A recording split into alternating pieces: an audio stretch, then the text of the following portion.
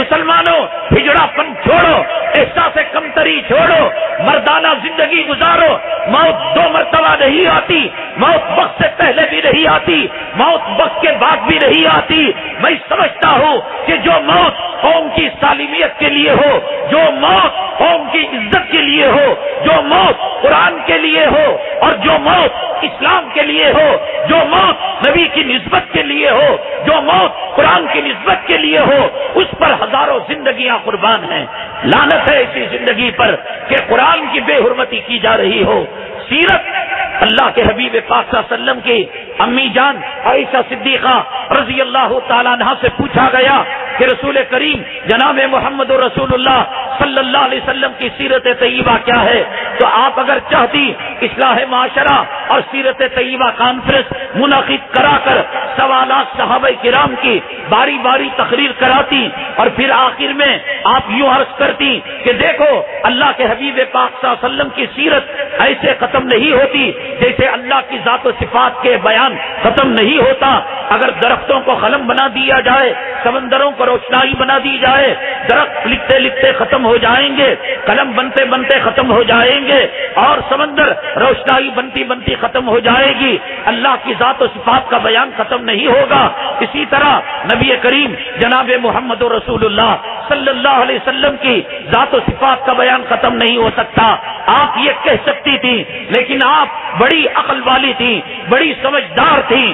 آج بش کی بیٹی کو، آج امریکہ کی گوری چمڑی والے کو مس ورلڈ کہا جاتا ہے، اور یہ کہا جاتا ہے کہ یہ عورت واقعتاً عورت ہے۔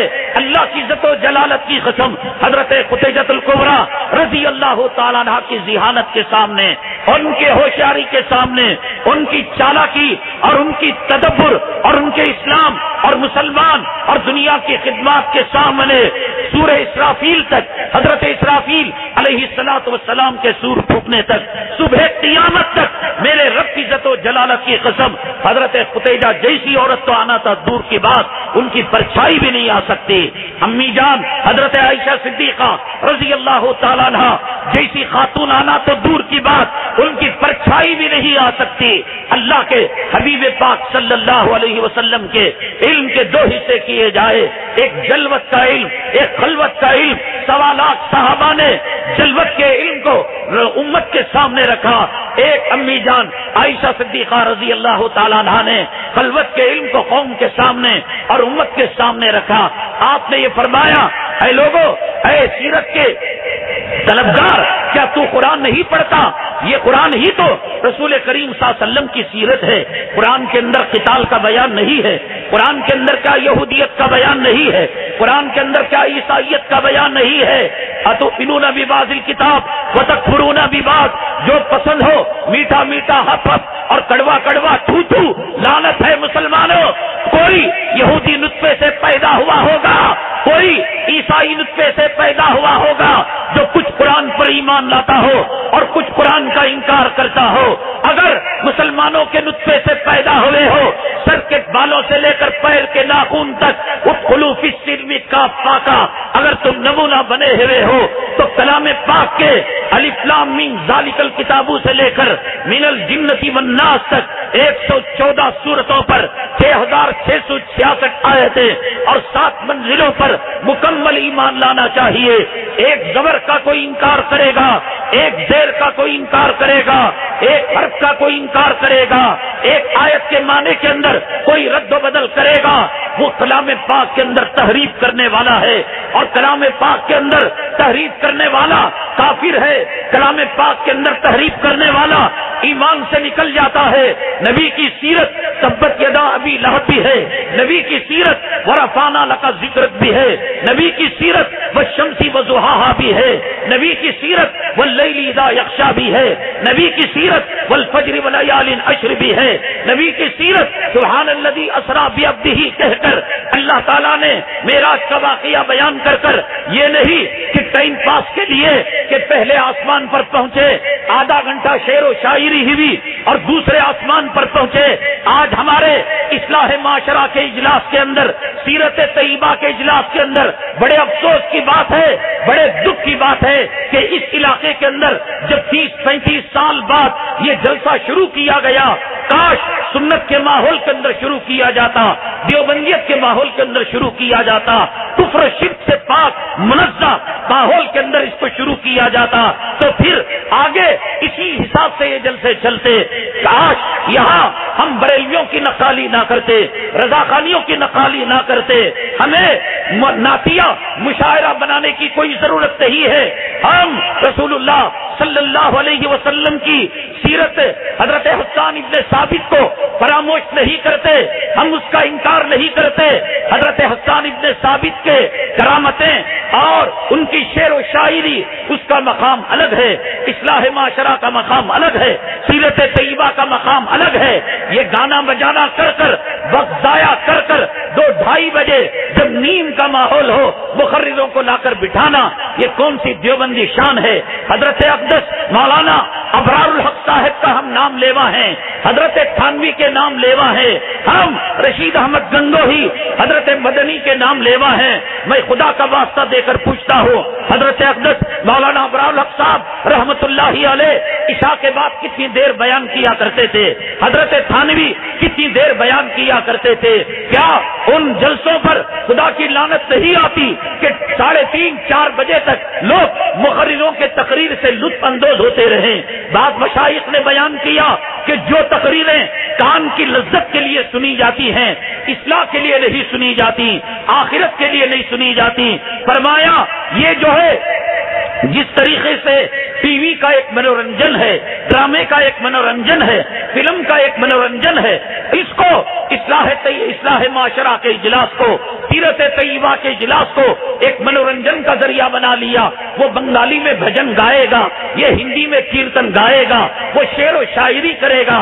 ارے امت محمدیہ صلی اللہ علیہ وسلم کے تعلق سے مجاہدانہ کارناموں کا تذکرہ ہوتا ہے. جب نعرے تکبیر بلند نہیں کیا جاتا، وہ شعر و شاعری جو عوام کے مزاج کے قریب ہے، آخر اس وقت کیوں بے قابو ہو کر دل کی گہرائیوں سے نعرے تکبیر نکل جاتا ہے؟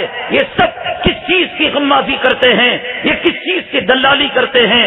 آپ ایک نعتیہ مشاعرہ رکھیے گا، عشاء سے لے کر فجر کی الصلاۃ خیر من النوم تک چلائیے گا، ہمیں کوئی اعتراض نہیں. جب سیرت طیبہ کانفرنس ہے، جب اصلاح معاشرہ کانفرنس ہے، آپ اس کا نام اسم با مسمى کرنے کے لیے آپ جو کرنا چاہیے کیجیے گا. بہرحال امی جان عائشہ صدیقہ رضی اللہ تعالیٰ عنہا نے کہا کان خلقہ القرآن، کیا تم قرآن نہیں پڑھتے؟ آپ کی سیرت کلام پاک ہے. اس کلام پاک کے اندر ہجرت کا بھی واقعہ ہے، اس کلام پاک کے اندر دشمنوں سے چوکنا رہنے کا واقعہ بھی ہے. اگر کوئی مولوی اپنے بیان کے اندر اڈوانی کا تذکرہ لا لے، ٹھاکرے کا تذکرہ لا لے، کہتے ہیں بھائی ماحول خراب کر کے چلا گیا. کلام پاک کے اندر رسول کریم صلی اللہ علیہ وسلم کی جس کو سیرت کہا گیا، تبت یدا ابی لہب کے نام سے اللہ تبارک تعالیٰ نے مستقل ایک صورت بیان کی اور کہا اے حافظ قرآن، اے کلام پاک کی تلاوت کرنے والے، جب سارا کلام پاک تو پڑھے گا اور ابو لہب کا تذکرہ نہیں کرے گا تو تیرا کلام پاک مکمل نہیں ہوگا. اور علماء کہیں گے الف لام میم پر جیسے 30 نیکیاں ملتی ہیں، الف حرف، لام حرف، میم حرف، تو ایسے ابو لہب کے لفظ پر الف پر 10 نیکیاں، با پر 10 نیکیاں اور یا پر 10 نیکیاں. تو ہر چیز کا احاطہ رسول کریم جناب محمد رسول اللہ صلی اللہ علیہ وسلم کی سیرت طیبہ کرتی ہے. مسلمانوں اللہ تبارک تعالیٰ نے ہمیں خیر امت بنایا، اللہ تبارک تعالیٰ نے ہمیں افضل امت بنایا. اللہ تبارک تعالیٰ نے ہمارے مقام کو اونچا کیا، لیکن آج دنیا کے نقشے پر کوئی اور منظر ہم دیکھتے ہیں۔ فلسطین کے اندر ارے دنیا کے کتے اور دنیا کے خنزیر کھانے والے اور دنیا کے شراب پینے والے اور دنیا کے اندر بدکاری کرنے والے، اپنی ماؤں اور اپنی بیٹیوں اور اپنی بہنوں کی عزت و آبرو پر ہاتھ ڈالنے والے، ان ظالموں کو دھوکہ ہو چکا ہے۔ مسلمان دہشت گرد نہیں، مسلمان دہشت زدہ ہے، دہشت گردوں کی دہشت گردی کا شکار ہے۔ مسلمان کیا دہشت گردی کرے گا بتائیے؟ اس کے سامنے اللہ کے قرآن کو جلایا جا رہا ہے، اس کے سامنے اللہ کے کلام پاک پر AK-47 کی گولیاں داغی جا رہی ہے، اس کے سامنے اللہ کے کلام پاک کے اوراق کے اندر الیاذ باللہ نقل کفر نباشت گندگی کو رکھ کر مدارس اور مساجد کی چوکٹوں پر رکھ کر جایا جا رہا ہے۔ اللہ کے کلام پاک کے اوراق کے اندر خنزیر اور سور کے ناپاک گوشت کو کلام پاک کے اوراق کے اندر رکھ کر علماء کے گھر اور مساجد اور مدارس کے دروازوں پر اور باب الداخلہ پر رکھ کر جایا جا رہا ہے۔ مسلمان دہشت گرد ہوتا، اس کو برداشت کرتا۔ رسول اللہ صلی اللہ علیہ وسلم کا خاکہ اس طریقے سے بنایا جاتا ہے کہ امامہ ہے، امامے کے اندر ایک بم ہے جو عنقریب پھٹنے جا رہا ہے، اور سامنے ایک لڑکی بیٹھی ہوئی ہے جو فواہش کے کپڑے، بدکار عورت کے کپڑے وہ لڑکی پہنے ہوئے ہیں۔ الیاذ باللہ ثم الیاذ باللہ، اللہ ان کو تباہ کرے، اللہ ان کو غارت کرے، اللہ ان کو نیست و نابود کرے کہ اس کو محمد صلی اللہ علیہ وسلم بتا کر اس کا ایک ہاتھ ایک جو ہے لڑکی کی طرف جا رہا ہے، یہ بتانے کے لیے کہ سیکس کی تعلیم، شہوت کی تعلیم اور بے شمار عورتوں سے نکاح اور شادی کی تعلیم، بم کی تعلیم، دہشت گردی کی تعلیم ان کے آقا محمد رسول اللہ صلی اللہ علیہ وسلم دیتے ہیں۔ کارٹون انہوں نے بنائے، فلم انہوں نے بنائی، گانے انہوں نے بنائے۔ میرے پاس وقت تنگ ہے، ایک ایک چیز سے میں ثابت کر سکتا ہوں کہ کس طریقے سے ہمیں سازشوں کے گھیروں کے اندر گھیرا گیا، فتنوں کی برسات کے اندر ہمیں بھگایا گیا، ہمیں مادر ذات برہنہ کیا گیا، ہماری غذاؤں کے اندر سور کی چربی کو ملایا گیا، ہماری ماؤں کے پیٹ کے اندر پلنے والے بچوں کے اندر سور کی چربی کو داخل کیا گیا۔ کس طریقے سے مسلمان نوجوانوں کو اچک کر ان کے کانوں کے اندر بالی ڈال کر ان کو ہجڑا بنایا گیا، 1.25 لاکھ پیغمبروں کی سنت ان کے چہروں سے نکال کر پیشاب کی نالی کے اندر ڈلوا کر، پاخانے کی نالی کے اندر ڈلوا کر نبی کی دشمنی کے بیج ان کے دلوں کے اندر بوئے گئے۔ کس طریقے سے عورتوں کو رنڈیوں کے راستے پر لگایا گیا، فواہشہ عورتوں کے راستے پر لگایا گیا، ناچنے گانے والیوں کے پیچھے ان کو کس طریقے سے لگا دیا گیا۔ ارے مسلمان، میں تو یہ کہتا ہوں اور ہمیشہ کہتا ہوں، اے رب کریم، تو نے شیطان کی دعا سن لی، تو ہر کسی کی دعا سنتا ہے، تو یہ نہیں دیکھتا کہ کرنے والا فاسق ہے، فاجر ہے، متقی ہے، پرہیزگار ہے۔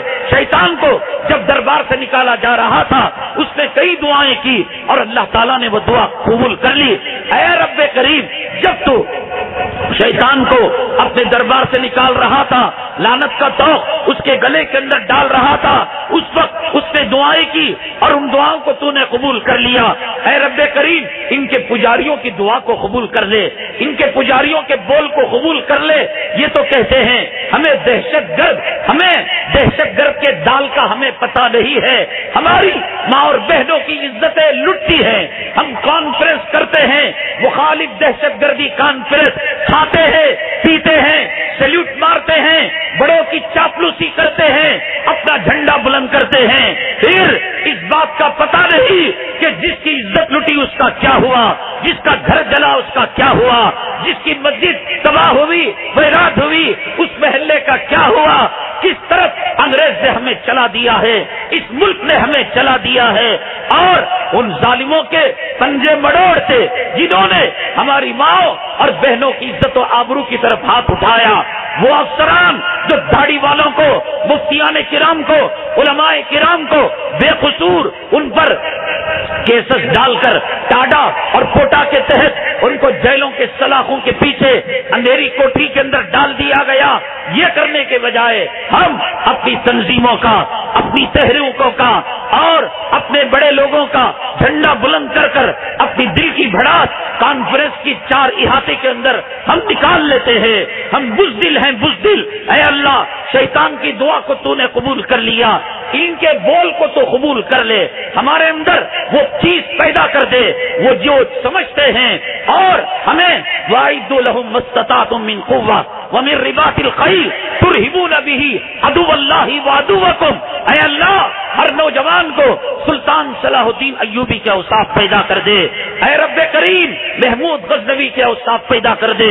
حضرت ٹیپو سلطان کے وہ اوصاف کہ جب آپ جام شہادت پی کر سری رنگ پٹن کی سرزمین پر آرام فرما رہے تھے تو انگریز بہت دیر تک قریب نہیں گیا اور یہ کہا کہ مرا ہوا شیر زندہ شیر سے زیادہ خطرناک ہوتا ہے, زخمی شیر زندہ شیر سے زیادہ خطرناک ہوتا ہے. اے رب کریم, اے رب کریم ان کے بول کو قبول فرما کر ہمارے اندر وہ ہیبت, وہ طاقت, وہ روک پیدا کر دے کہ مسجدوں کو توڑنے والے ایک قدم آگے بڑھے, ہمیں دیکھ کر ان کے قدم پیچھے ہو جائیں. ہماری ماں اور بہنوں اور امت کی بیٹیوں کی طرف اگر وہ بری نگاہ اٹھا کر بھی دیکھے, اے رب کریم ہمارے نوجوانوں کے اندر وہ طاقت و قوت پیدا کر کے ان کی آنکھوں سے وہ شعلے نکلے جس سے وہ جل کر بھسم ہو جائیں, جس سے وہ نیست نابود ہو جائے, جس سے ان کا وجود ختم ہو کر رہ جائے. مسلمانوں کیا ہو رہا ہے ہمارے ساتھ؟ ہم نے کس کا کیا بگاڑا, کیا بگاڑا ہم نے؟ ارے 1947 سے لے کر اب تک تو بہت دور کی بات, یہ تو سیکولرزم اور جمہوریت والی بات ہے. تقریباً 1000 برس تک اس ہندوستان پر مسلم حکمران حکومت کرتے رہے. نہ یہاں کوئی پنڈت حکومت میں شامل تھا, نہ کوئی غیر مسلم شامل تھا. بابر نے حکومت کی اور عالمگیر نے حکومت کی, شاہجہاں نے حکومت کی, مغلیہ دور نے حکومت کی, فلاں نے حکومت کی. بتائیے کہ ہمارا عدل, ہمارا انصاف یہ زمین چیخ چیخ کر کہے گی کہ اس 850 برس کے اندر ایک فرقہ وارانہ فساد نہیں ہوا. مراد آباد اسی ہندوستان کے اندر تھا, میرٹھ اسی ہندوستان کے اندر تھا, گجرات اسی ہندوستان کے اندر تھا, مظفر نگر اور شاملی اسی ہندوستان کے اندر تھا. کیا نہیں کر سکتے تھے مسلمان؟ طاقت ان کے پاس تھی, قوت ان کے پاس تھی, ملٹری ان کے پاس تھی, بیت المال ان کے پاس تھا, پولیس محکمہ ان کے پاس تھا, عدالتیں ان کے پاس تھی, جو چاہے کر سکتے تھے. لیکن ہم نے انصاف کا, عدل کا یہاں پر ہم نے پرچم لہرایا. ہمارے حکمران کبوتر بازی کے اندر, فاختہ اڑانے کے اندر بھلے سے اپنی زندگیوں کو ختم کر دیا ہو. ہمارے حکمران بیویوں کی غلامی کی یاد کے اندر بھلے سے تاج محل کی تعمیر کر دی ہو.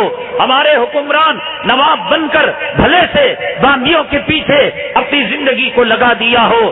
لیکن اللہ گواہ ہے, یہ زمین اگر بول سکتی ہے تو بولے گی کہ کسی حکمران نے کسی انسان پر تو دور کی بات, ہندوستان کے اندر ایک جانور پر بھی ظلم نہیں کیا, ایک پرندر پر بھی ظلم نہیں کیا. عدل و انصاف کا پرچم یہاں لہرایا. ہم اس عمر بن الخطاب کو ماننے والے ہیں, ہم اس علی کرم اللہ وجہہ کو ماننے والے ہیں جن کے انصاف کی توتی بولا کرتی تھی. حضرت عمر بن الخطاب رضی اللہ تعالیٰ عنہ کے دور مبارک کے اندر جب سیلاب آیا اور جب طوفان آیا 3 دن تک لگاتار رہا. پہلے دن آیا کچھ کم ہوا, دوسرے دن آیا کچھ کم ہوا, لیکن تیسرے دن جب بڑھا تو 2 کتے جو قریب کے اندر جا رہے تھے پانی کی زد میں آ کر مر گئے. سیدنا عمر بن الخطاب رضی اللہ تعالیٰ عنہ مسجد کے اندر جو دار الخلافہ تھا اور جو اسمبلی ہال تھا وہاں صحابہ کرام کو جوڑا اور جمع کیا اور فرمایا, اور جب تقریر کرنے لگے ہچکیاں بند ہو گئی اور زار و قطار رونے لگے, آنسو کے قطرے پانی کے برسات کے پانی کی طرح برسنے لگے. صحابہ کرام نے عرض کیا, اے عمر بن الخطاب آپ کیوں رو رہے ہیں؟ فرمایا عمر کے گناہوں کی نحوست سے کہیں 2 کتوں کی موت تو نہیں ہو گئی؟ کل قیامت کے دن اللہ تبارک تعالیٰ عمر سے مواخذہ تو نہیں کرے گا, عمر سے پکڑ تو نہیں کرے گا؟ بتائیے کہ ایسے عمر الخطاب کو ماننے والے کہاں تشدد کر سکتے ہیں، کہاں بمباری کر سکتے ہیں؟ اس ہندوستان کے اندر فرقہ واریت کے جراثیم مسلمانوں نے نہیں، اسلام مسلمان دشمنوں نے آزادی کے پہلے ہی دن سے یہاں پر اس کے بیج بونے شروع کر دیے. یہاں پر نفرت کی دیواروں کو قائم کر دیا گیا. یہاں کی بھائی چارگی کو، یہاں کی اخوت کو، یہاں کے ملنساری کو انہوں نے ان کو آنکھ نہیں بھاتی تھی. اس لیے مکہ مسجد ہماری تھی، خواجہ اجمیری رحمت اللہ علیہ کی درگاہ ہماری تھی، اور دلی کی جامع مسجد ہماری تھی، اور حیدرآباد کی مسجد ہماری تھی، مالیگاؤں کی مسجد ہماری تھی. بتائیے اس گئے گزرے زمانے کے اندر ایک آدمی چپل پہن کر مسجد میں جا نہیں سکتا، نشے کی حالت میں ناپاکی کی حالت میں مسجد میں جا نہیں سکتا. الیاذ باللہ ثم الیاذ باللہ. کلمہ گو، نبی کا غلام، کلام پاک کو سینے سے لگانے والا مر کر جس کے جنازے کی نماز مسجد کے احاطے میں پڑھی ڈالی ہو، اور جس مسجد کا امام اس کے نماز جنازہ پڑھانا ہو، اس مسجد کے اندر وہ بمباری کرے گا. مسجدیں ہماری گئی، درگاہیں ہماری گئی، مقدس مقامات ہمارے گئے، اور پھر الٹا کیا کیا گیا؟ ہمارے نوجوانوں کو گرفتار کیا گیا، ہماری ماں اور بہنوں کے ساتھ بے عزتی کی گئی. مسلمانوں، حدیث پاک کے اندر سرور کونین آقائے دو عالم جناب محمد رسول اللہ صلی اللہ علیہ وسلم نے ارشاد فرمایا، اذا لم تستحی فاصنع بما شئت، کہ جب غیرت تیری نکل جائے، شرم تیری نکل جائے، حیا تیری نکل جائے، جو چاہے معاملہ کرنا. اصل ایمان کا جوہر شرم ہے، اصل ایمان کا جوہر حیا ہے، اصل ایمان کا جوہر غیرت ہے. اس غبارے سے ہوا اگر نکل جاتی ہے، غبارے کی کوئی قدر و قیمت نہیں ہے. اس ایمان کے غبارے کی ہوا ہماری شرم ہے، ہماری غیرت ہے، ہماری حیا ہے. 1947 سے لے کر ابھی 2014 تک اس ہندوستان کی سرزمین کے اندر فلسطین کا تذکرہ نہیں، صومالیہ کا تذکرہ نہیں، برما کا تذکرہ نہیں، رنگون کا تذکرہ نہیں، افغانستان کا تذکرہ نہیں، عراق کا تذکرہ نہیں، افریقہ کا تذکرہ نہیں. خود اس ہندوستان کے اندر 48,000 فسادات مسلمانوں کے ساتھ ہوئے ہیں. 48,000 فسادات مسلمانوں کے ساتھ ہوئے ہیں. مسلمانوں، کیا سبق ہم نے حاصل کیا؟ کیا ہم نے اس سے عبرت پکڑی؟ اس لیے کہ ہمارے پاس شرم نہیں، ہمارے پاس غیرت نہیں، ہمارے پاس حیا نہیں. اللہ کے حبیب پاک جناب محمد رسول اللہ صلی اللہ علیہ وسلم کے زمانے کے اندر، بدر کے زمانے میں بنو قینقاع کے اندر ایک زیورات کی دکان کے اندر ایک مسلمان عورت، ایک مسلم عورت زیور خریدنے کے لیے جاتی ہے. وہاں پر ایک یہودی بیٹھتا ہے اور دیکھتا ہے کہ مسلم عورت یہاں پر آئی ہوئی ہے، اس کو ستانا چاہیے، اس کے چہرے سے نقاب ہٹانا چاہیے، اس کا ٹھٹا کرنا چاہیے، اس کا مذاق کرنا چاہیے.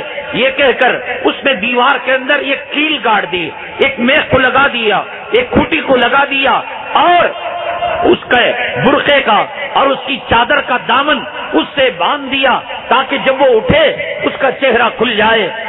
چنانچہ جب عورت سونے کی خریداری کر کر جب اٹھی تو اس کوٹی سے، چونکہ وہ چادر بنی ہوئی تھی اور اس کیل سے وہ دوپٹہ لگا ہوا تھا، اٹھنے کے بعد اس کا چہرہ کھل گیا. اس یہودی نے اور یہودی کتوں کو جمع کر لیا اور کہا، دیکھو محمد صلی اللہ علیہ وسلم کی بیٹی، محمد صلی اللہ علیہ وسلم کی امت کی بہن، آج اس کی شکل دیکھو، کل تک یہ چھپائی جا رہی تھی، ہے اس کے گال دیکھو، ہے اس کے ہونٹ دیکھو، جو کہنا تھا برا بھلا وہ کہنے لگی. وہ خاتون بھی عزت دار تھی، وہ خاتون بھی حمیت اور غیرت رکھنے والی تھی. اس نے کہا، اے محمد صلی اللہ علیہ وسلم کے غلاموں، اے میرے بھائیوں، تمہاری بہن اور امت کی ایک بیٹی کی عزت و آبرو کو نکالا جا رہا ہے، اور تم کیا کر رہے ہو؟ کہاں سوئے ہوئے ہو؟ ایک مسلمان آئے اور آنے کے بعد کہا کہ بیٹی، محمد صلی اللہ علیہ وسلم کے غلام زندہ ہیں، محمد صلی اللہ علیہ وسلم کے ماننے والے زندہ ہیں، غیرت اور حمیت اور شرم کا جھنڈا اٹھانے والے ابھی زندہ ہے، بتا تیرے ساتھ کس نے برا سلوک کیا؟ تو اس خاتون نے اشارہ کیا کہ اس مرد نے میرے ساتھ یہ سلوک کیا ہے۔ سینے پر چڑھ بیٹھے وہ، اور اس کے بعد چھرا گھونپ دیا اور اس کا سر قلم کر دیا۔ وہ تنہا صحابی تھے اور یہودی آ گئے اور اس صحابی کو انہوں نے شہید کر دیا۔ اس کی خبر اللہ کے حبیب پاک جناب محمد رسول اللہ صلی اللہ علیہ وسلم کو پہنچی۔ اللہ کے حبیب پاک جناب محمد رسول اللہ صلی اللہ علیہ وسلم نے فرمایا، مدینہ طیبہ کے اندر بنو قینقاع جو یہودی ہیں، ان کا ہم سے جو معاہدہ ہے، ہم سے جو ایگریمنٹ ہے، آج وہ ایگریمنٹ ختم کرتے ہیں، آج وہ معاہدہ ختم کرتے ہیں۔ اور اس کے بعد ایک عورت کی عزت اور اس کی حمیت اور اس کی غیرت اور اس کی شرم و حیا کی چادر، عفت اور پاک دامنی کے لیے جس نے جام شہادت کو نوش کیا، اس کے خاطر اللہ کے حبیب پاک جناب محمد رسول اللہ صلی اللہ علیہ وسلم بنو قینقاع کے جو قلعہ تھا اس کو گھیرے میں لاتے ہیں اور وارننگ دیتے ہیں کہ ہمارا اور آپ کا معاہدہ اور ہمارا اور آپ کا ایگریمنٹ ختم ہو گیا۔ آج کے بعد کوئی ایک لمحہ ایک یہودی کتا بھی اس مدینہ طیبہ کی سرزمین کے اندر نہیں رہ سکتا۔ مسلمانوں، جب ہمارے اندر غیرت تھی، ہمارے اندر حمیت تھی، ہمارے اندر شرم کا پاس تھا، ہمارے اندر ماؤں اور بہنوں کی عزت اور پاک دامنی کا پاس تھا، تو ہم اس کے لیے مرنے تلنے کے لیے تیار ہو جایا کرتے تھے۔ ایک صحابی میدان جہاد کے اندر گئے اور جب واپس لوٹے، ایک لمبے عرصے کے بعد اپنی خاتون کو دیکھا کہ دروازے کی دہلیز کے اندر جو باہر کی طرف نکلتا ہے، وہاں پر اپنے سر پر دوپٹہ ڈالے ہوئے اور چادر ڈالے ہوئے وہ وہاں پر کھڑی ہوئی ہیں۔ صحابی نے کچھ نہیں کیا، بلکہ وہ تلوار جو میان کے اندر تھی اور میدان جہاد کے اندر خون سے سرخ آلود تھی، اس کو نکالا اور پھر کہا کہ اے میری بیوی، میری زوجہ، تیری ہمت کیسے ہوئی کہ گھر کی چار دیواری کو چھوڑ کر تو آج یہاں تک آ گئی؟ آج بازاروں میں پھرنے والی عورت یہ پتہ نہیں لگتا یہ سمیہ کی بچی ہے، یہ زینب کی بچی ہے، یہ ام کلثوم کی یا ام ہانی کی یا عائشہ کی یا قتیجہ کی یا فاطمہ کے نقش قدم پر چلنے والی کی یا فلموں میں کام کرنے والی ہجڑیوں کی نسل ہے، فواحش کی نسل ہے، کتا اور سور کھانے والوں کی نسل ہے۔ نہ ظاہر سے پتا چلتا ہے نہ باطن سے پتا چلتا ہے۔ اذا لم تستحی فاصنع بما شئت، جب شرم کا جنازہ نکل جائے، حیا کا جنازہ نکل جائے، مرد داڑھی مڑا کر ہجڑا بن جائے، ہاتھ کے اندر وہ جو ہے بنگڑی پہن کر گوٹ ڈال کر وہ آدھا مخنث بن جائے، کان کے اندر بالی ڈال کر وہ نامردہ بن جائے، تو پھر اس کا کسی حکیم کے پاس، کسی مولوی کے پاس اور کسی خانقاہ کے اندر کوئی علاج نہیں ہے۔ کیا آج مسلمانوں کے چہروں سے پتہ لگتا ہے کہ سیماہم فی وجوہہم من اثر السجود، کہ ان کو دیکھ کر کیا اللہ کی یاد تازہ ہوتی ہے؟ اے داڑھی مڈانے والے نوجوان، میرے حبیب پاک صلی اللہ علیہ وسلم کے چہرے کے اندر کیا برائی تھی؟ بش کے چہرے کے اندر کیا خوبی تھی؟ زانیوں کے چہروں کے اندر کیا خوبی تھی؟ صحابہ کرام کے چہروں کے مقابلے میں ناچنے گانے والوں کے چہرے تجھے پسند آ گئے؟ اولیاء کے لباس کے مقابلے میں تجھے ناچنے گانے والوں کے لباس تجھے پسند آ گئے؟ اور اپنی ماں اور بہنوں اور امت کی وہ بیٹیاں جن کا نام فاطمہ ہے، زینب ہے، عائشہ ہے، تو ان کے لیے حضرت فاطمہ کا کلچر چھوڑ کر حضرت قتیجہ کا، حضرت زینب رضوان اللہ تعالی علیہ اجمعین، ان کا کلچر، ان کی تہذیب اور ان کے تمدن کو چھوڑ کر آج تو فلموں میں کام کرنے والی، ڈراموں کے اندر کام کرنے والی ایسا لباس تو اپنا رہا ہے کہ آج کا مسلمان ذرا مال آیا، ذرا دولت آئی، ذرا روپیہ آیا، ذرا پیسہ آیا تو پھر سب سے پہلے کوشش یہ ہوتی ہے کہ امریکہ کی جو متعلق کالجز ہیں، ادارے ہیں، کانوینٹ اسکول ہیں، کیا ان کے اندر اپنے بچیوں کو داخل کر کر وہ ان کی شرم کا جنازہ نہیں نکال رہا ہے، ان کی حیا کا جنازہ نہیں نکال رہا ہے، اور ان کو اسلامی دولت سے کیا محروم نہیں کر رہا ہے؟ ان کانوینٹوں کے اندر پڑھنے پڑھانے والی بچیاں کیا نیم برہنہ نہیں ہیں؟ اسکرٹ پہنے بھی نہیں ہے، کیا اپنے جسم کی نمائش نہیں کر رہی ہے؟ اور وہاں صحابی کا معاملہ یہ کہ وہ نیم برہنہ حالت کے اندر الیاذ باللہ نہیں تھے، جسم کو دکھانے والا کپڑا کوئی اٹکچا انہوں نے نہیں پہن رکھا تھا، بلکہ صرف وہ دہلیز پر آ چکی تھی۔ انہوں نے میان سے تلوار نکال لی اور پھر کہا، بھگانے لگے، دوڑانے لگے کہ اسی تلوار سے تیرا سر قلم کر دوں گا، تیرے وجود کو ختم کر کے رکھ دوں گا۔ لیکن اس خاتون نے کہا، حجی میاں بہت دنوں کے بعد میرے پاس آئے ہو، اللہ کا واسطہ دے کر نبی کا واسطہ دیتی ہو، میں ایک بات تو سنو، اگر بات سمجھ میں آ جائے درگزر کر دینا، اگر بات سمجھ میں نہ آئے جو چاہے آپ میرے ساتھ معاملہ کرنا۔ تو چنانچہ کہا کہ بتاؤ، جلدی سے بتاؤ۔ ابھی تلوار ہاتھ کے اندر ہے، غصے کی وجہ سے کپکپاہٹ جسم کے اوپر طاری ہے، ایک لرزہ طاری ہے اور انتقام کی تلوار تڑپ رہی ہے کہ کب اس بے غیرت اور بے حیا عورت کا الیاذ باللہ سر قلم کر دیا جائے۔ اس خاتون نے کہا، بات اصل میں یہ ہے کہ یہاں ایک سانپ اور ایک اژدھا نکل آیا جو مجھے دوڑا رہا تھا، گھر کے اندر کوئی بچہ نہیں تھا، گھر کے اندر کوئی مجھے ہیلپ کرنے والا اور مدد کرنے والا نہیں تھا، تو چنانچہ میں بھاگتے بھاگتے اس سانپ سے بچنے کے لیے اس گھر کی دہلیز تک پہنچ گئی ہوں۔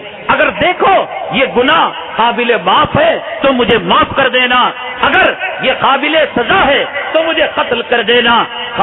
شوہر کے دل کے اندر رحم آیا، کرم آیا۔ دیکھو ایک خاتون ایک شام کی وجہ سے جب دہلیز پر آتی ہے تو اس کے ساتھ یہ معاملہ کیا جاتا ہے۔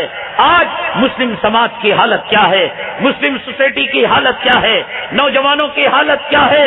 وہ بوڑھا جو نانا بن چکا ہے، دادا بن چکا ہے، آج بھی جس کا کفن بازار کے اندر آ چکا ہے اور جس کا غسال اس کو غسل دینے کے لیے تیار ہے، جس کا قبر کھودنے والا وہاں تیار ہے، یہ بوڑھا کب ہمارے قبرستان کا مہمان بنے گا؟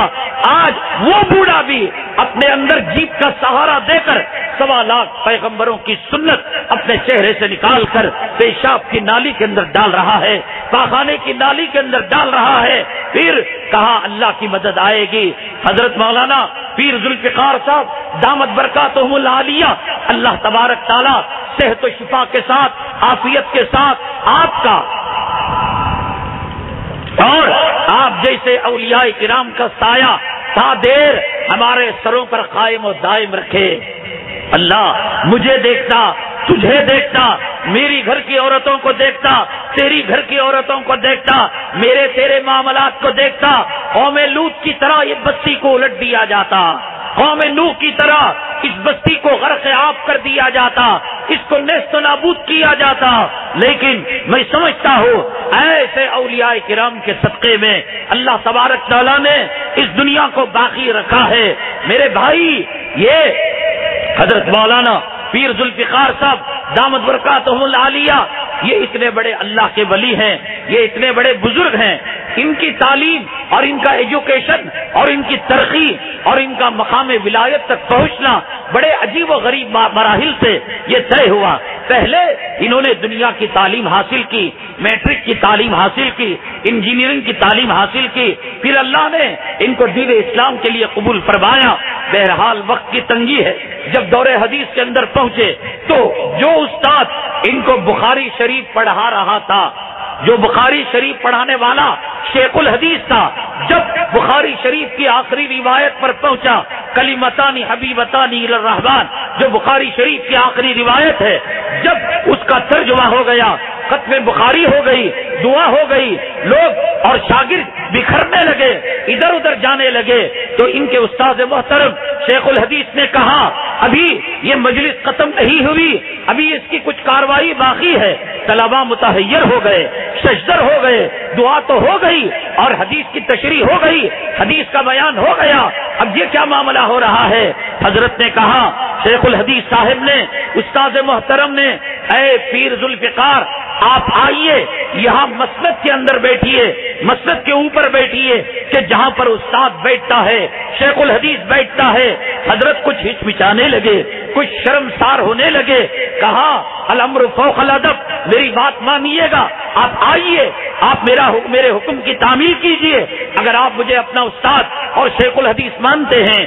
حضرت پیر ذوالفقار صاحب دامت برکاتہم العالیہ مسجد پر جب تشریف فرما ہوئے، آپ شاگرد کی جگہ حضرت پیر ذوالفقار کی جگہ بیٹھ گئے اور پھر اس کے بعد کھڑے ہو کر کہنے لگے، اے شاگردو، حدیث پڑھانا تھا، میری ذمہ داری تھی، میری ڈیوٹی تھی کہ انما الاعمال بالنیات سے لے کر کلمتان حبیبتان تک حدیث کا پڑھانا میری ذمہ داری اور میری ڈیوٹی تھی۔ رہا پیر ذوالفقار، وہ آسمان ہدایت کا ایسا آفتاب و مہتاب ہے کہ آج تمہیں اور بخاری کو گواہ بنا کر کہتا ہوں کہ آج میں اپنا ہاتھ اس کے ہاتھ میں دے دیا، میں مرید ہوں، میرا پیر و مرشد وہ ہو گیا۔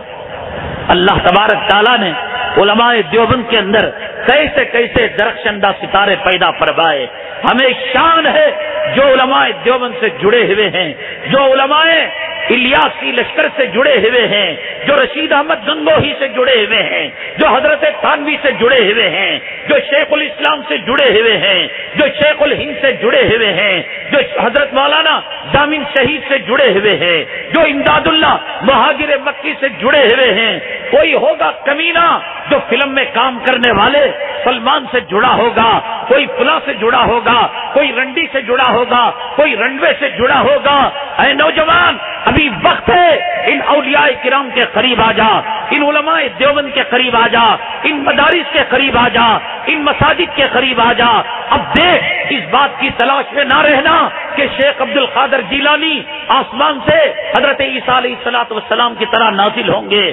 اب کوئی تجھے جنید بغدادی ملنے والے نہیں، اب تجھے کوئی بایزید بستامی ملنے والے نہیں، اب تجھے کوئی فرید الدین گن شکر ملنے والے نہیں، اب تجھے کوئی نظام الدین اولیاء ملنے والے نہیں۔ جو آئے چلے گئے تو چلے گئے، پھر نہیں آئیں گے۔ رشید احمد گنگوہی آیا، چلا گیا، علامہ انور شاہ کشمیری آیا، چلا گیا، عطا اللہ شاہ بخاری آیا اور چلا گیا، حضرت تھانوی آئے اور چلے گئے، شیخ الاسلام آئے اور چلے گئے۔ جو چلا گیا وہ نہیں آنے کا۔ انکا میتن وانہ میتن وما محمد الا رسول قد خلت من قبلہ الرسل افان مات او قتل انقلبتم علی اعقابکم۔ جو چلے گئے ان کے چلے جانے کی وجہ سے کیا تو مرتد ہو جائے گا؟ کیا تو دین سے پھر جائے گا؟ صدیق اکبر رضی اللہ تعالیٰ عنہ خلافت کی باغڈور سنبھالنے کے بعد نبی کریم جناب محمد رسول اللہ صلی اللہ علیہ وسلم کا جسد مبارک رکھا ہوا تھا۔ صحابہ کرام حیران تھے، پریشان تھے، کوئی جنگلوں کی طرف چلا گیا، کوئی اپنے دیہاتوں کی طرف، کوئی اپنا سر دیوار سے مار رہا تھا۔ ایسے وقت کے اندر صدیق کی صداقت کام آئی اور اس نے یہ اعلان کیا، من کان یعبد محمدا فإن محمدا قد مات۔ جو محمد صلی اللہ علیہ وسلم کی عبادت کیا کرتا تھا وہ سمجھ لے کہ اس کا بھگوان، اس کی دیوی، اس کا دیوتا، اس کا رب چلا جا چکا ہے۔ ومن کان یعبد اللہ فإن اللہ حی قیوم لا يموت۔ کہ جو اللہ تعالیٰ کی عبادت کرتا تھا، جو جنید بغدادی کی عبادت کرتا تھا، جو حضرت تھانوی کی عبادت کرتا تھا، جو قاسم نانوتوی کی عبادت کرتا تھا، جو مولانا الیاس کی عبادت کرتا تھا، وہ چلے گئے، وہ آنے والے نہیں۔ جو ہیں وہ یہی علماء ہے۔ انہی میں تجھے بایزید کو تلاشنا ہوگا، انہی میں قاسم نانوتوی کو تلاشنا ہوگا، انہی میں رشید احمد گنگوہی کو تلاشنا ہوگا، انہی میں حضرت تھانوی کو تلاشنا ہوگا۔ جب تو ان کو تلاشے گا نہیں، پھر آنے والے علماء ان سے بدتر ہوں گے، ان سے گئے گزرے ہوں گے، جو خود بھی تباہ ہوں گے اور تجھے بھی برباد کر کے رکھ دیں گے۔ آج غنیمت جان لے کہ حضرت تھانوی کے وارث موجود ہیں، آج غنیمت جان لے قاسم نانوتوی کی روحانی ذریت موجود ہے، آج غنیمت جان لے رشید احمد گنگوہی کے درس کو پانے والے کچھ موجود ہیں، شیخ الاسلام سے نسبت رکھنے والے، حضرت امداد اللہ مہاجر مکی سے نسبت رکھنے والے، یہ وہ آسمان ہدایت کے درخشاں ستارے ہیں کہ ان کی مثال تجھے دنیا میں کہیں نہیں مل سکتی۔ حضرت عطا اللہ شاہ بخاری رحمت اللہ علیہ بے موقع بے موسم بات وزن نہیں رکھتی. یہی بات اگر بر وقت ہوتی، لوگوں میں نشاط ہوتا، لوگوں میں چستی ہوتی، کوئی سویا ہوا نہ ملتا، کوئی پیٹ پھرا کر جاتا ہوا نہ ملتا. ان بات ہم پیر پکڑ کر کہتے ہیں جلسے کے منتظمین سے کہ بھائی مہمان جو میزبان جو مقرر ہیں ساری زندگی پڑے رہتے ہیں، جس کے لیے تم نے اتنا خرچہ کیا، اتنی قربانیاں دی، ہم کہتے ہوئے سمجھ رہے ہیں کہ ہمارا تال میل کہاں مل رہا ہے، کہاں نہیں مل رہا ہے، کون چہرہ گھما گھما کر دیکھ رہا ہے. اللہ معاف فرمائے. جب بہتی نہر کے اندر فقہائے کرام نے لکھا ہے کہ اگر کوئی آدمی 3 مرتبہ ہاتھ دھونے کے 4 مرتبہ ہاتھ دھو لے گا، 3 مرتبہ کلی کرنے کے 4 مرتبہ کلی کر لے گا، قیامت کے دن ثم لتسألن یومئذ عن النعیم کے تحت 4تھی مرتبہ کا سوال ہوگا. جلسے کے لیے جس نے 2 روپے کا چندہ دیا ہے اس نے جگر کی حرارت سے پکنے والے خون کے قطروں کو دان دیا ہے. جس نے 100 روپیہ دیا ہے، جس نے لائٹ دیا ہے، جس نے اشتہار دیا ہے، جس نے جانی محنت کی ہے، جس نے مالی محنت کی ہے، کیا جلسے کے منتظمین کو قیامت کے دن سوال نہیں کیا جائے گا؟ کیا ٹائم ٹیبل کوئی چیز نہیں ہے؟ میرے بھائی حضرت اقدس مولانا عطا اللہ شاہ بخاری رحمت اللہ علیہ نے فرمایا کہ اللہ تبارک تعالیٰ نے جب حضرات صحابہ کرام کو بنایا، جس خمیر سے بنایا اور جس مٹی سے بنایا، آپ نے دیکھا ہوگا کہ جب دیوار کو تعمیر کیا جاتا ہے تو پلاسٹر لگایا جاتا ہے، سیمنٹ اور ریتا ملا کر اس پر گھسا کیا جاتا ہے، اور جب اسے پینٹ لگایا جاتا ہے تو کچھ سیمنٹ اس میں کی گر جاتی ہے اور کچھ پینٹ اور کچھ رنگ روغن اس میں کا گر جاتا ہے. اللہ عطا اللہ شاہ بخاری کے درجات کو بلند فرمائے، اللہ ان کے قبر کے اندر رحمت برکت نازل فرمائے، کروٹ کروٹ راحت نصیب فرمائے، اور جنت کی کھڑکی اللہ تعالیٰ ان کے قبر مبارک کے اندر کھول دے. بڑی عجیب و غریب بات فرمائی کہ جس خمیر سے حضرات صحابہ کرام کو بنایا اس کی جو مٹی کے ذرات بچے ہوئے تھے اللہ نے ان ذرات سے علماء دیوبند کو بنایا. ایک ہی وقت کے اندر جہاں دور نبوت کے اندر صدیق نظر آتا تھا، فاروق نظر آتا تھا، عثمان نظر آتا تھا، علی نظر آتا تھا، فلاں نظر آتا تھا، خباب نظر آتا تھا، بلال نظر آتا تھا، ایسے ایک ہی دور کے اندر ایک عجیب قسم کا مجموعہ تھا کہ ایک طرف شیخ الہند نظر آتا تھا، ایک طرف شیخ الاسلام نظر آتا تھا، ایک طرف علامہ انور شاہ کشمیری نظر آتا تھا، ایک طرف رشید احمد گنگوہی نظر آتا تھا، ایک طرف اشرف علی تھانوی نظر آتا تھا، ایک طرف امداد اللہ مہاجر مکی، ایک وہ صدیق و فاروق کا دور اور ایک یہ علماء دیوبند کا دور. بہت کم زمانے کے اندر ایسا دور ملتا ہے کہ ایک مرتبہ آسمان ہدایت کے اندر اتنے ہدایت کے چراغ روشن ہو، آفتاب و مہتاب روشن ہو. ہم شان ہے کہ کوئی فلم والوں سے جڑے، کوئی زانیوں سے جڑے، کوئی داڑھی مڈوں سے جڑے. ابھی سیاست کا ماحول ہے، 500 روپے کے اندر اپنے ضمیر کا سودا کرو. بابری مسجد کے قاتلوں سے ہاتھ ملاؤ. گجرات کی سرزمین کے اندر، مظفر نگر کی سرزمین کے اندر جن ماں اور بہنوں کی عزت و آبرو کے لوٹنے سے جن کے ہاتھ ملوث ہیں، آسام کی سرزمین کے اندر ماں کی گود سے بچے کو نکال کر تڑپتی ہوئی ماں کے سامنے کڑھائی کے اندر، کھولتی کڑھائی کے اندر بچے کو ڈالنے کی وجہ سے جن کے ہاتھ آلودہ ہیں، آج اس قوم کے اندر ایسے ضمیر فروش نظر آئیں گے، ایسے ایمان فروش نظر آئیں گے. 100 ٹکوں کے اندر، 500 روپیوں کے اندر اپنے ووٹ کا سودا، اپنے ایمان کا سودا، اپنے ضمیر کا سودا کرتے ہوئے ملیں گے. یہی وجہ ہے حضرات کہ آج اس دھرتی پر جانور محفوظ ہے، پرندے محفوظ ہیں، سمندر کی مخلوق محفوظ ہے. ٹی وی کے اندر نیشنل جغرافیہ چینل آتا ہے، ٹی وی کے اندر اینیمل چینل آتا ہے، آپ کے علاقے کے اندر ہندی کے اندر یہ چینل چلایا جاتا ہے. آپ دیکھیے مچھلی کی ایک ایک ذات کے لیے امریکہ، یہود و نصارہ کروڑوں ڈالر خرچ کر کر اس کی ذریت کو بچاتے ہیں، اس کی ذات کو بچاتے ہیں.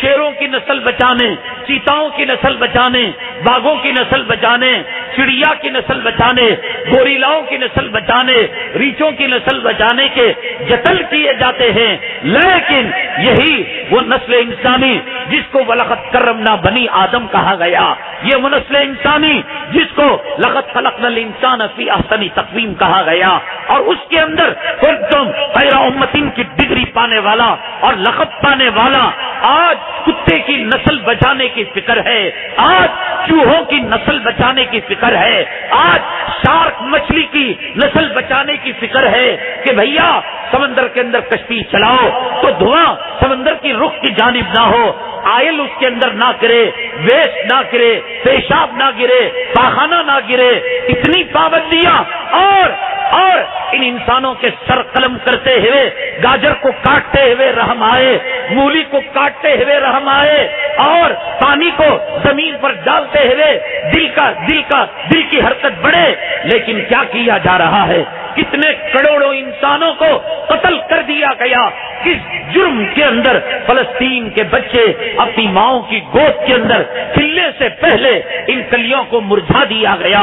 किस जुर्म के अंदर एक हामिला औरत को गिरफ्तार किया गया और फिर जब उसको जेल के अंदर डाला गया तो उससे जो बच्चा पैदा हुआ उसको पता ही नहीं कि रोशनी क्या होती है, उसको पता ही नहीं आजादी क्या होती है। मुसलमानों, क्या खैर उम्मत का यही तर्जुमा है? मुसलमानों, क्या मुसलमान का यही तर्जुमा है? मुसलमानों, क्या उम्मत मुस्लिमा का यही तर्जुमा है? मुसलमानों, हामिल कुरान का यही तर्जुमा है। कुरान रखने वाली कौम कौन है? कुरान रखने उम्मत कौन है? हजर अस्वद किसके पास है? अल्लाह का काबा किसके पास है? नबी का रोजा किसके पास है? रियाजुल जन्ना किसके पास है? जन्नतुल माला किसके पास है? जन्नतुल बकी किसके पास है? सिद्दीक फारूक किसके पास है? पीराने पीर की तारीख किसके पास है? जुनैद बगदादी की तारीख किसके पास है? टीपू सुल्तान शहीद की तारीख किसके पास है? सुल्तान सलाहुद्दीन अय्यूबी के कारनामे किसके पास है?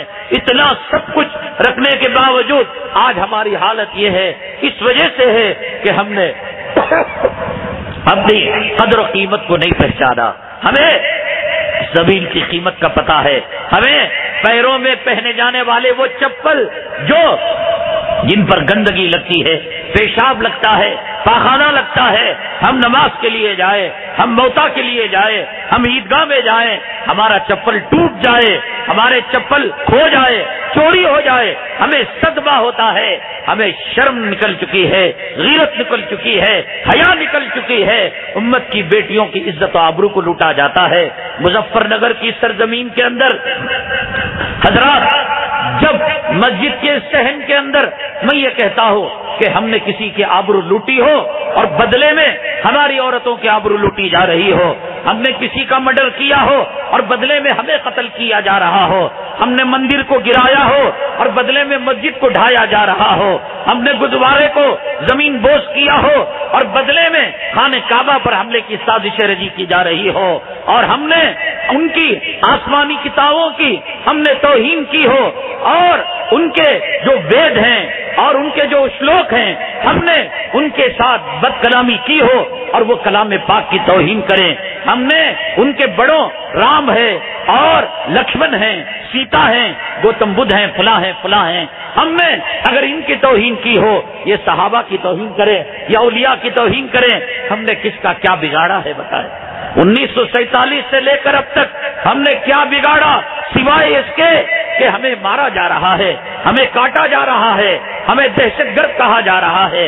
हमारे मदरसों को, हमारे मसाजिद को, हमारे औलिया को, हमारे उलमा को। कल सुबह में एयरपोर्ट के अंदर हमारे साथ जो बेइज्जती का मामला हुआ, अगर बड़ों से सबक हासिल ना करते, सबर का दामन हम मजबूती से ना पकड़ते, खुदा जाने यहाँ पहुँचते भी नहीं पहुँचते। कितनी जिल्लत वाला मामला किया जाता है, जबकि हर हफ्ते हमारा एक सफर बाहर का होता है। हमें एयरपोर्ट के खवानीन, हमें एयरपोर्ट के रूल्स, हमें एयरपोर्ट की सिक्योरिटी, उसके जवाबित का मुकम्मल इल्म है, क्या रखना चाहिए क्या नहीं रखना चाहिए।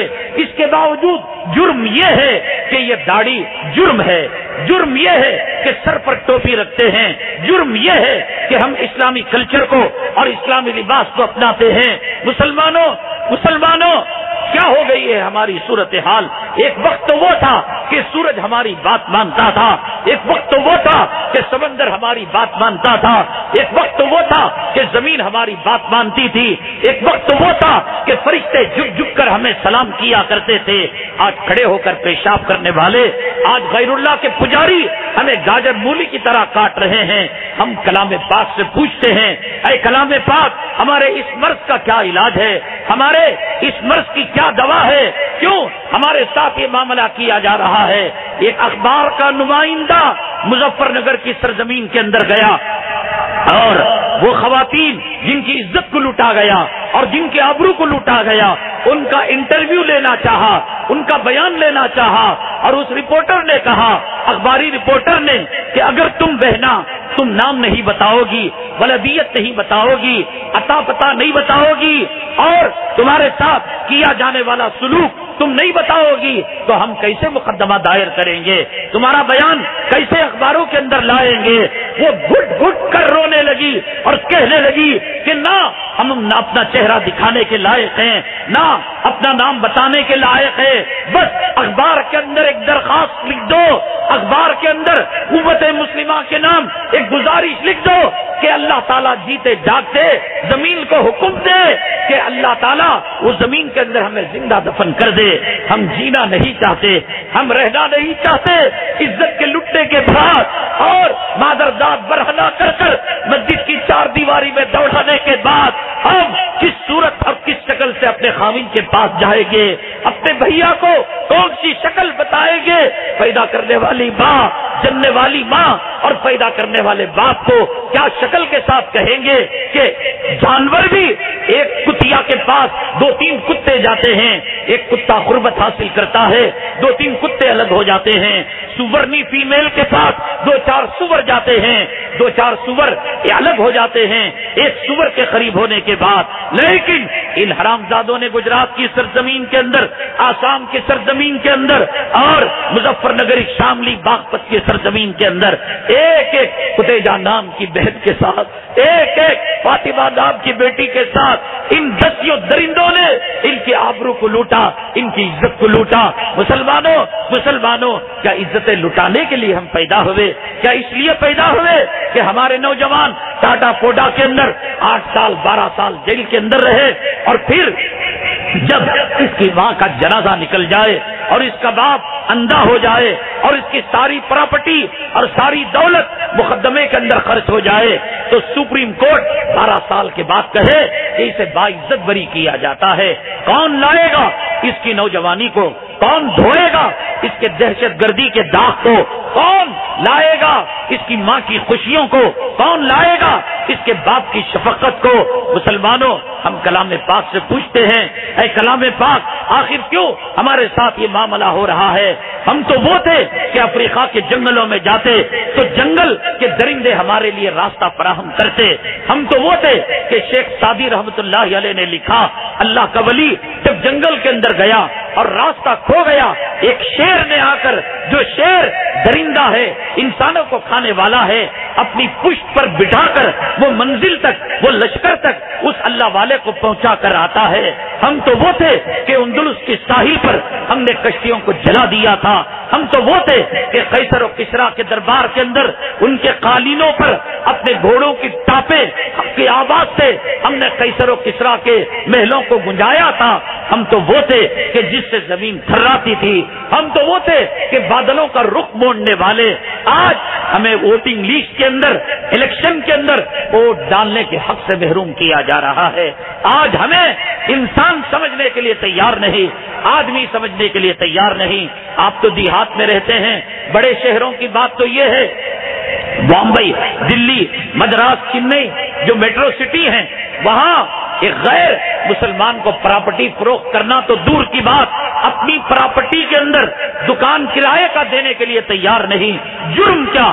محمد ندیم نام ہے، محمد ساجد نام ہے، محمد غفران نام ہے۔ مسلمانوں، کیا یہ صورتحال کہ کل ہم جو ہے وزیر داخلہ کے پاس، ہوم منسٹر کے پاس ہم جا کر بھیک مانگے؟ ہماری ماؤں کی عزت کو بچا لو، اے کعبے کے پاسبان، اے کعبے کے محافظ، اے کعبے کی چابی رکھنے والے، اے حجر اسود کے حامل، اے کلام پاک کے وہ حامل جس کلام پاک کو زمین آسمان نے اٹھانے سے انکار کر دیا، وہ کلام پاک کی طاقت کہ اگر کسی پہاڑ پر نازل کیا جاتا وہ چورا چورا ہو جاتا۔ اے امت مسلمہ، اے نبی کے غلام، اے نبی کے امتی، آج یہ تیری صورتحال کیا ہو گئی کہ غیروں سے بھیک مانگنے والا ہو گیا، غیروں سے سیکورٹی مانگنے والا ہو گیا۔ کلام پاک سے پوچھ تو کلام پاک یہی کہے گا کہ وما اصابکم من مصیبت فبما کسبت ایدیکم۔ تو قرآن سے دور ہو گیا، تو حدیث سے دور ہو گیا، تو سنتوں سے دور ہو گیا۔ میں اللہ کا واسطہ دے کر کہتا ہوں، نوجوان تو کہاں چلا گیا؟ میری امت کی بیٹی تو کہاں چلی گئی؟ میری امت کا بھائی تو کہاں چلا گیا؟ دیکھ اللہ کے حبیب پاک جناب محمد رسول اللہ صلی اللہ علیہ وسلم اپنے روضہ مطہرہ کے اندر زخمی سینے سے کرا رہے ہیں۔ علماء نے لکھا ہے ہر پیر اور جمعرات کو جیسے اللہ کے دربار میں اعمال پیش کیے جاتے ہیں، آقا کے دربار میں بھی اعمال پیش کیے جاتے ہیں۔ اللہ کے حبیب پاک صلی اللہ علیہ وسلم کے سامنے گجرات کی حالت آتی ہوگی، شاملی باغپت کی حالت آتی ہوگی، اور ہندوستان کے مسلمانوں کی حالت آتی ہوگی۔ وہ شفیق، وہ کریم، وہ رحیم، وہ مہربان جس پر کروڑوں اربوں خربوں کی ماؤں کی مامتا قربان اور بابوں کی شفقت قربان، اس کے دل پر کیا بیتی ہوگی۔ اللہ کا واسطہ دے کر کہتا ہوں، اللہ کا واسطہ دے کر کہتا ہوں، توبوا الی اللہ توبۃ نصوحا۔ میرے بھائی توبہ کر لے، علماء سے جڑ جا، مدارس سے جڑ جا، خانقاہوں سے جڑ جا، قرآن سے جڑ جا اور ذکر اللہ سے جڑ جا۔ یہ فلم کے کام کرنے کرانے والے نہ تجھے دنیا میں ساتھ دیں گے نہ تجھے آخرت میں ساتھ دیں گے۔ اگر کوئی چیز دنیا آخرت میں کام آنے والی ہے یہی قرآن ہے، یہی نماز ہے، یہی روزہ ہے۔ اللہ تعالیٰ سے دعا ہے اللہ تبارک تعالیٰ ہماری توبہ کو قبول فرمائے، اللہ تعالیٰ ہمارے دلوں سے دنیا کی محبت کو نکالے، آخرت کی عظمت پیدا فرمائے۔ اللہ تبارک تعالیٰ ہمیں اپنا مقام سمجھ کر ہمیں شکرانے کی زندگی گزارنے کی توفیق نصیب فرمائے۔ اللہ نے ہمیں ہادی اور رہبر اور معلم بنایا، خیر امت بنایا، اللہ اسی حساب سے ہمیں زندگی گزارنے کی توفیق نصیب فرمائے۔ آمین۔ وآخر دعوانا الحمدللہ رب العالمین۔ حضرات